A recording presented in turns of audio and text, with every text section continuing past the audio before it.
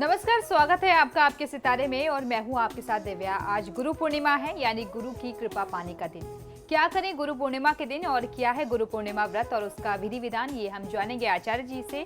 साथ ही आचार्य जी से जानेंगे कि आने वाले पूरे हफ्ते आपको क्या करना है और क्या नहीं। जानेंगे साप्ताहिक राशिफल। तो देर कैसे शुरू करते हैं आपके सितारे। क्या आप जानते हैं क्या करें गुरु पूर्णिमा के दिन?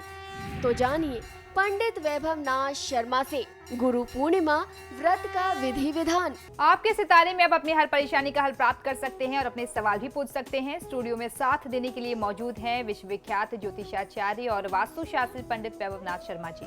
आचार्य जी, आपका हार्दिक स्वागत है। श्री गुरुदेवाय नमः। तो यदि आप भी अपनी कुंडली के ग्रह नक्षत्रों से परेशान हैं या कार्य व्यापार परिवार की चिंता कर रही है आपको परेशान, तो आप भी हमें कॉल कर सकते हैं। हमारे नंबर्स लगातार आपकी टेलीविजन स्क्रीन पर फ्लैश किए जा रहे हैं। आप हमें हमारे टोल फ्री नंबर पर भी कॉल कर सकते हैं। आप हमसे सीधी बात कर सकते हैं। हमारा टोल फ्री नंबर है 180010263003। आप इस नंबर पर मुफ्त में कॉल करें। इसके अलावा आप हमें हमारे लैंडलाइन नंबर्स 012046463332 और 012046463327 पर भी कॉल करके हमसे सीधी बात कर सकते हैं। तो चलिए सबसे पहले आचार्य जी से जान लेते हैं कि आने वाले सप्ताह में कौन कौन सी मुख्य तिथियां पड़ने वाली हैं। जी बिल्कुल, इस सप्ताह की आवश्यक तिथियां इस प्रकार से हैं। 14 जुलाई से सावन का पहला सोमवार आरंभ हो रहा है, यानी 13 जुलाई से सावन शुरू होगा और अगले ही दिन 14 जुलाई से सावन का पहला सोमवार पड़ जाएगा 14 जुलाई को। उसके बाद 15 जुलाई को संकष्टी गणेश चतुर्थी का पर्व मनाया जाएगा। सावन में गणेश चतुर्थी का पर्व जो है वो बहुत महात्मा रखता है। इस तिथि पर भगवान गणेश का संपूर्ण विधि विधान के साथ पूजन करते हैं। बहुत सारी महिलाएं अच्छे परिवार की कामना के लिए, अपने परिवार की कुशलता के लिए और अच्छे वर प्राप्ति और संतान की समृद्धि और पति की समृद्धि के लिए गणेश चतुर्थी का व्रत भी करती हैं। चलिए अब जान लेते हैं 12 राशियों का साप्ताहिक राशिफल, जिसमें बात करेंगे मेष राशि वाले जातकों का ये पूरा सप्ताह कैसा रहने वाला है। मेष राशि वाले जातक लोगों के लिए आगामी सप्ताह अत्यधिक चिंता और भावनाओं के कारण शारीरिक और मानसिक रूप से व्यग्रता और अस्वस्थता का अनुभव आपको करा सकता है। यानी चिंता बहुत ज़्यादा रहेगी, तनाव बहुत ज़्यादा रहेगा, उसके चलते आप थोड़ा सा अस्वस्थ भी महसूस कर सकते हैं। सहकर्मियों से वाद विवाद तथा संघर्ष की स्थिति भी संभावित दिखाई देती है। कोर्ट कचहरी के मामलों में आपको सावधानी रखने की आवश्यकता है। वाणी और व्यवहार में संयम रखना, अपनी तरफ से बहुत ज़्यादा संयम बरतना आपके लिए आवश्यक होगा। आय की अपेक्षा खर्च बहुत ज़्यादा होगा, तो अपने खर्चों को आप नियंत्रित करें। गलतफहमी पैदा न हो, इसका ध्यान आपको रखना चाहिए। तो इस पूरे हफ्ते में आपको बहुत ज़्यादा सावधानी रखनी है अपने लिए। आपस के जो संबंध हैं वो भी प्रभावित हो सकते हैं, गलतफहमियां भी आ सकती हैं और आपकी बात को अन्यथा भी लिया जा सकता है। आपका किसी भी बात को कहने का संदर्भ उतना खराब नहीं होगा जिसके मायने, जिसके अर्थ बहुत खराब लोग ले सकते हैं। तो बहुत सोच समझ करके नपातुला बोलने की आवश्यकता है। और इस पूरे सप्ताह आपको गायत्री मंत्र का जाप रोज की दिनचर्या में कम से कम 108 बार कर लेना चाहिए। और आपको प्रयास अपनी तरफ से ये भी करना चाहिए कि आप काले रंग के वस्त्रों के प्रयोग से बचें। चलिए अब देख लेते हैं वृषभ राशि वाले जातकों का सप्ताह कैसा रहेगा और सप्ताह को शुभ बनाने के लिए वो क्या करें और क्या ना करें। वृषभ राशि वाले जातक लोगों के लिए सप्ताह के पहले 3-4 दिन, यानी सप्ताह के आरंभ के कुछ दिन जो है वो अब बहुत अधिक व्यस्तता वाले हो सकते हैं, ऐसा कहा जा सकता है। इस दौरान कार्य के दबाव से आपका स्वास्थ्य प्रभावित होने के योग बनते हैं। किसी के साथ बातचीत के दौरान कोई गलतफहमी उत्पन्न ना हो जाए, इस बात का आपको ध्यान रखना चाहिए। आपको अपने खर्चों में कटौती करने की आवश्यकता है। फिजूल खर्ची से आपको बचना चाहिए। जहां अनावश्यक खर्च हो वहां पर आपको खर्चा न करें, ऐसा अपना भाव रखना है। आप बहुत ज़्यादा सेंसिटिव, बहुत संवेदनशील बन सकते हैं। इस समय में कोई कुछ भी बात कहेगा वो आपको तत्काल तौर पर प्रभावित कर सकती है, तो खुद को बहुत सेंसिटिव होने से भी बचाना चाहिए। आपको अपनी किसी प्रिय वस्तु के खोने से आपको बचाना होगा। कोई वस्तु गुम हो जाए, कोई चोरी हो जाए, कोई बहुत बहुमूल्य वस्तु, कोई आपकी बहुत प्रिय वस्तु, तो ऐसी परिस्थिति में आपको अपनी चीज़ों का इस पूरे हफ्ते ध्यान भी रखना होगा, क्योंकि ऐसी किसी चीज़ की क्षति होने की स्थिति, खोने की संभावना, चोरी होने की संभावना दिखती है। कोई बहुमूल्य वस्तु या कोई वस्तु जो आपके दिल के बहुत करीब है, आपकी बहुत प्रिय वस्तु है, तो अपनी चीज़ों का बहुत ज़्यादा आपको ध्यान भी रखना पड़ेगा इस आगामी सप्ताह में। इस सप्ताह आप नरसिंह स्तोत्र का पाठ करेंगे तो आपको फायदा मिलेगा। स्वास्थ्य संबंधी समस्याओं को आप बिल्कुल भी अनदेखा ना करें। चलिए अब जान लेते हैं मिथुन राशि वाले जातक अपने सप्ताह को शुभ बनाने के लिए क्या करें और क्या ना करें। इस सप्ताह आप हर कार्य को दृढ़ मनोबल और आत्मविश्वास के साथ कर सकेंगे। इस सप्ताह धन के निवेश संबंधी मामलों पर आपको और अधिक ध्यान देने की आवश्यकता है, तभी कहीं जाकर के आपको लाभ मिल पाएगा। साथ ही आपको संतान संबंधी कुछ चिंताएं भी परेशान करती रहेंगी। आप अपने जीवन साथी व प्रियजनों के साथ अच्छा समय व्यतीत कर सकते हैं, ऐसी परिस्थिति बनती है। सामाजिक क्षेत्र में आपका मान सम्मान, यश, प्रतिष्ठा, कीर्ति, समृद्धि बढ़ेगी। ऐसी भी स्थिति ऐसे भी ग्रहों के राशियों के नक्षत्र के लक्षण कहते हैं। इस आगामी सप्ताह में आपको ऋणहर्ता गणपति स्तोत्र का पाठ अवश्य कर लेना चाहिए। ये भी आपको सुझाव देना चाहूंगा कि बिना सोचे समझे इन्वेस्टमेंट आप कहीं भी मत करें। निवेश की कोई योजना हो तो आपको खुद भी चिंतन मनन कर लेना चाहिए, बुद्धि विवेक से निर्णय लेना चाहिए और अपने वरिष्ठ जनों से, आपके जो अनुभवी लोग आपके आसपास हैं, उनसे सलाह लेकर के कोई निवेश की योजना में आप आगे बढ़ें। चलिए अब देख लेते हैं कर्क राशि वाले जातकों के सितारे इस सप्ताह क्या कह रहे हैं और कैसी है उनके सितारों की चाल। कर्क राशि वाले जातक लोग आगामी सप्ताह अत्यधिक चिंतित और भावनाओं के कारण शारीरिक और मानसिक रूप से व्यग्रता और अस्वस्थता का अनुभव आप कर सकते हैं। सहकर्मियों से वाद विवाद तथा संघर्ष की स्थिति संभावित दिखाई देती है। कोर्ट कचहरी के मामलों में आपको सावधानी रखना बहुत ज्यादा अनिवार्य और आवश्यक होगा। वाणी और व्यवहार में संयम रखना आपके लिए बहुत आवश्यक है। इस समय में आगामी सप्ताह में आय की अपेक्षा खर्च की स्थिति ज्यादा हो, ऐसी स्थिति बनती है। आपको ये भी ध्यान रखना है कि आपके आपसी लोगों में, आपके जो बहुत करीबी लोग हैं, आपस में कोई गलतफहमी पैदा ना हो जाए, इसका आपको बहुत ज्यादा ध्यान रखना होगा। इस आगामी सप्ताह में गायत्री मंत्र का 108 बार जाप कर लेना आपके लिए सर्वोत्तम होगा। काले रंग के वस्त्रों के प्रयोग से आपको भी बचना चाहिए। आप जान लेते हैं सिंह राशि वाले अपने सप्ताह को अच्छा व्यतीत करने के लिए क्या करें और क्या ना करें। सिंह राशि वाले जातक लोग इस सप्ताह किसी के दबाव में या जल्दीबाजी में व हड़बड़ाहट के कारण व्यवसाय में गलत निर्णय लेंगे, ऐसी संभावना बनती दिखाई देती है। तो सबसे पहला सुझाव ये कि किसी के दबाव में आकर के, किसी जल्दीबाजी में या किसी दबाव में, हड़बड़ाहट में कोई निर्णय, कोई बड़े डिसीजंस मत करिए। कामकाज में कुछ विलंब भी हो सकता है। आप दुस्साहस अथवा रिस्क लेने से बचें, ये आपके लिए बहुत महत्वपूर्ण सलाह है। तो इस हफ्ते में आपको किसी के प्रेशर में नहीं आना है और अपने ऊपर कोई बड़ा रिस्क नहीं लेना है। जमीन जायदाद से संबंधित कार्य में आपको संभल करके आगे बढ़ना चाहिए। वाणी पर नियंत्रण एवं बर्ताव में संयम बहुत ज्यादा आवश्यक होगा आपके लिए। परिवार व मित्रों के साथ रोमांच, मनोरंजन, आनंदपूर्ण प्रवृत्ति के लिए आप समय निकाल पाएंगे, ऐसे लक्षण बनते हैं। इस पूरे आगामी सप्ताह में हनुमान चालीसा का पाठ कर लेना, हनुमान चालीसा आपके लिए सर्वोत्तम होगी। और उसके साथ साथ बहुत ही पवित्र समय चल रहा है ये, मांस, मदिरा व मादक पदार्थों के सेवन से आपको दूर रहना चाहिए। चलिए तो अब जान लेते हैं कन्या राशि वालों का सप्ताह कैसा रहने वाला है। कन्या राशि वाले जातक लोगों के लिए, खासतौर पर विद्यार्थी वर्ग के लिए समय मध्यम से अच्छा कहा जा सकता है, यानी पहले से काफ़ी बेटर होगा, एवरेज से कुछ बेटर हो सकता है। जमीन जायदाद से संबंधित दस्तावेज पूर्ण करने के लिए ये समय बहुत अनुकूल समय नहीं है। अगर आप प्रॉपर्टी से रिलेटेड कोई काम कर रहे हैं, खासतौर पर प्रॉपर्टी के लिखा पढ़ी से लेकर के डॉक्यूमेंटेशन से जुड़ा हुआ कोई काम कर रहे हैं, तो ऐसी स्थिति ज़्यादा बनती है कि इस दौरान आपको सफलता न मिल पाए उस काम में।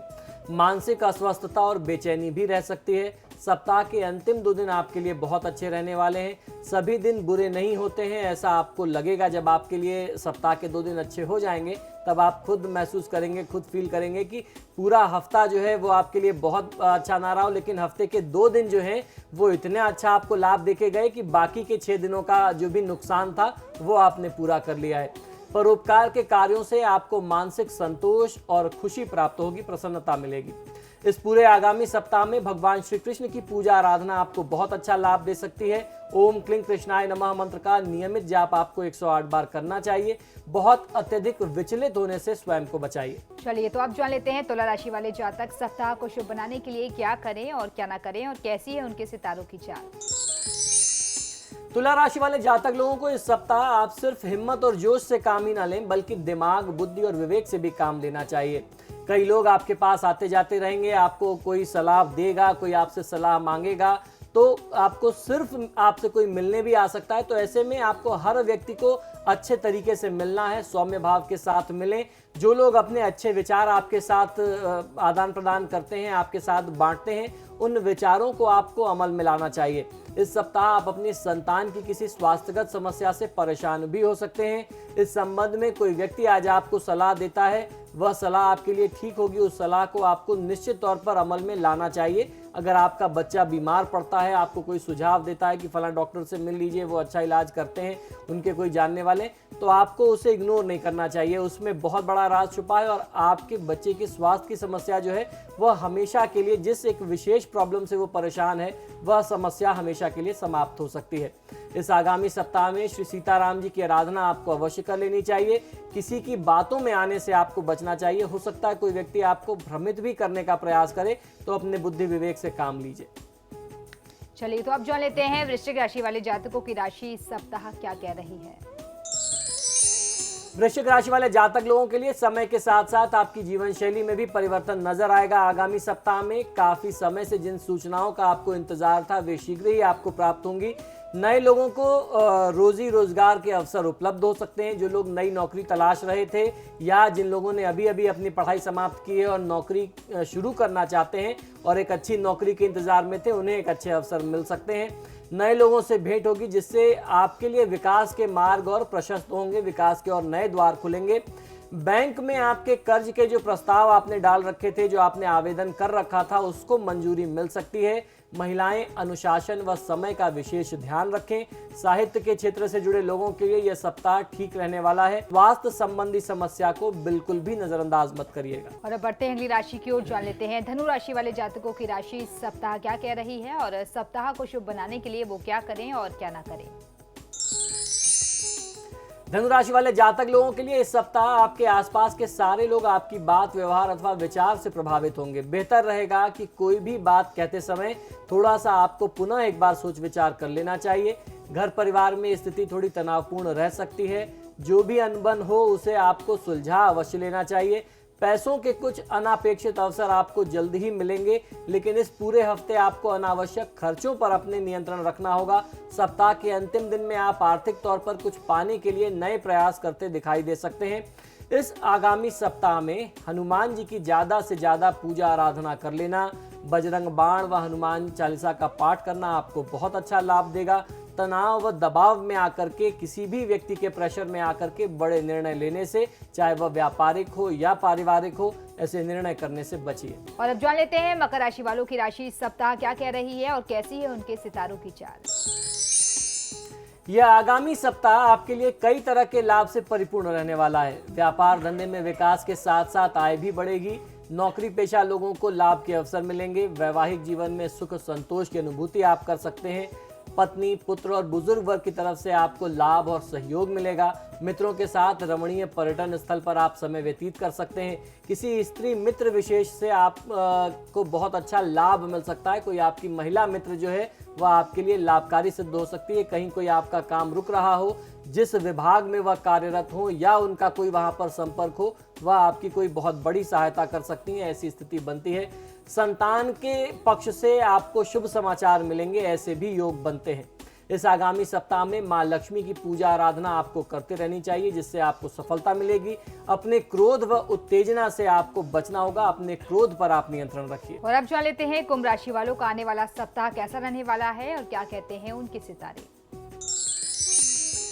कुंभ राशि वाले जातक लोग, इस सप्ताह आप हर कार्य को दृढ़ मनोबल और आत्मविश्वास के साथ करेंगे। इस सप्ताह धन के निवेश संबंधी मामलों पर आप अधिक ध्यान देंगे और आपको लाभ भी मिलेगा। साथ ही आपको संतान संबंधी कुछ चिंताएं परेशान कर सकती हैं। आप अपने जीवन साथी व परिजनों के साथ अच्छा समय व्यतीत करेंगे, ऐसे लक्षण बनते हैं। सामाजिक क्षेत्र में आपका मान सम्मान, पद प्रतिष्ठा बढ़े, ऐसे भी योग बनते हैं। इस सप्ताह में आपको ऋणहर्ता गणपति स्तोत्र का पूरे सप्ताह, पूरे हफ्ते के 7 दिन आपको पाठ करते रहना चाहिए। गणेश जी की पूजा आराधना करते रहना चाहिए। साथ ही साथ उनसे बुद्धि और विवेक की प्रार्थना अवश्य करिए। और इस पूरे हफ्ते बिना सोचे समझे अविवेकपूर्ण निर्णय, खासतौर पर निवेश के मामले में, आर्थिक निवेश के मामले में बिल्कुल भी मत करिए। अब बारी है आखिरी राशि की, जान लेते हैं मीन राशि वाले आने वाले सप्ताह में क्या करें और क्या ना करें और कैसी है उनके सितारों की चाल। मीन राशि वाले जातक लोगों को इस सप्ताह आपको चिंतन, लेखन और सृजन कार्यों में बहुत अच्छी सफलता मिल सकती है। यात्रा करने से बचना चाहिए। आकस्मिक खर्च की संभावना आपके लिए बन रही है। घर में सुख शांति बनी रहेगी। आपको कामकाज में सफलता और यश की प्राप्ति होगी। किसी भी कार्य में आपका दृढ़ निश्चय बना रहेगा। कलाकार या किसी भी कौशल से जुड़े जातकों को अपनी कला व कौशल का प्रदर्शन करने का उत्तम अवसर मिल सकता है। जिस एक छोटे से अवसर की आप उम्मीद काफी समय से लगाए हुए थे कि एक चांस मिलना चाहिए जहां मैं अपना टैलेंट दिखा सकूं, तो ये चांस आपको इस आगामी हफ्ते में मिल सकता है। आपको तैयार रहना चाहिए। इस सप्ताह आपको धनदा स्त्रोत का पाठ कर लेना बहुत अच्छा लाभ देगा। पारिवारिक जिम्मेदारियों को, जो आपकी जिम्मेदारी है, जो आपके दायित्व हैं, उनको आप नजरअंदाज बिल्कुल भी मत करिए। और फिलहाल यहाँ रुकेंगे एक छोटे से ब्रेक के लिए। देखते रहिए आपके सितारे।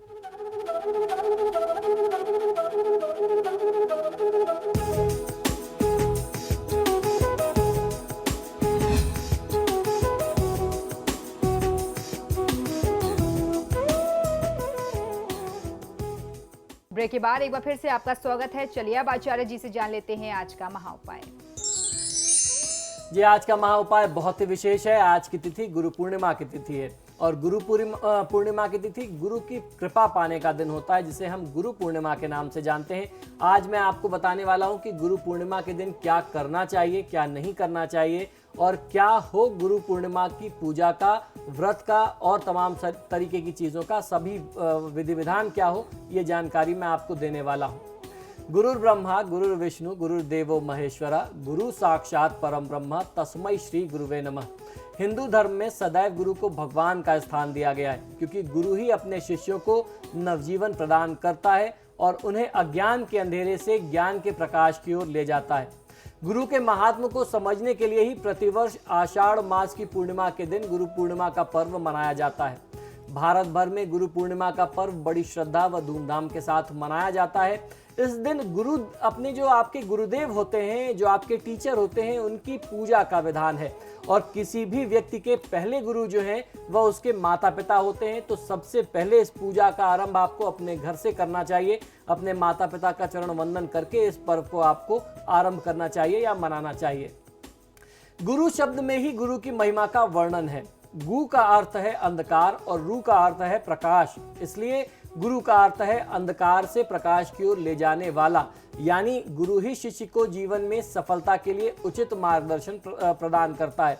और एक आपको अद्भुत जानकारी और देता हूं कि हिंदी का या हिंदी व्याकरण का यह गुरु शब्द ही अंग्रेजी की डिक्शनरी में एकदम बिल्कुल ठीक वैसे का वैसे ही ले लिया गया है। इसका कोई ट्रांसलेशन नहीं है। अगर आप देखेंगे, आप गुरु खोजेंगे तो आपको गुरु ही मिलेगा, GURU ही मिलेगा। इसका कोई एक्सप्लेनेशन आपको न टीचर मिलेगा न मास्टर मिलेगा, क्योंकि गुरु का कोई दूसरा पर्याय नहीं हो सकता, कोई दूसरा अर्थ नहीं हो सकता।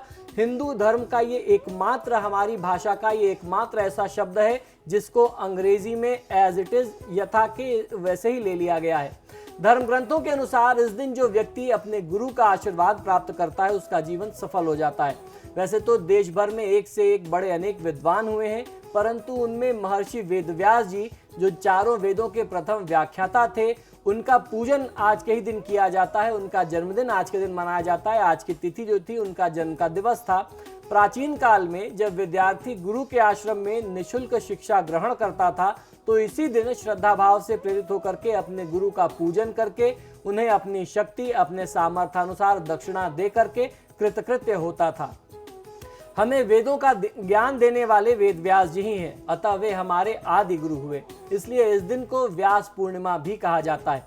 उनकी स्मृति हमारे मन मंदिर में हमेशा ताजा बनाए रखने के लिए हमें इस दिन अपने गुरुओं के अंदर व्यास जी का अंश मान करके उनकी पाद पूजा अर्थात चरण पूजा करनी चाहिए तथा अपने उज्जवल भविष्य के लिए गुरु का आशीर्वाद अवश्य ग्रहण करना चाहिए। साथ ही केवल अपने गुरु शिक्षक का ही नहीं, अपितु माता पिता, बड़े भाई बहन आदि की भी पूजा करने का विधान इस तिथि में बताया गया है।